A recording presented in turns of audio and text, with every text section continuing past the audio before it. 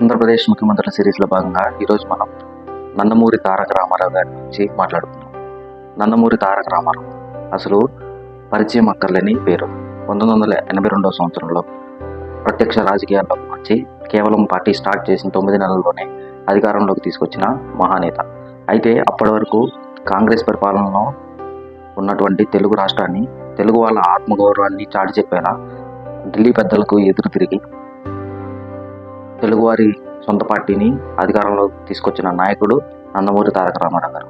కేవలం ముఖ్యమంత్రి అవడమే కాకుండా పేదవాళ్ళకు ఉపయోగపడేటువంటి రేషన్ కార్డులను, అలాగే 2 రూపాయలకే కిలో బియ్యం, అలాగే డ్వాక్రా మహిళలకు ఆర్థిక సహాయం వంటి ఎన్నో ముఖ్యమైన పనులు, అలాగే రహదారులు, అలాగే వ్యవసాయ రంగం, విద్యా రంగం, ఇలా ప్రతి ఒక్క రంగంలో అప్పటి వరకు ఉన్నదానికంటే మెరుగైన మార్పులను తీసుకొచ్చి ఆయన గవర్నెన్స్ అనేది నడిపించారు.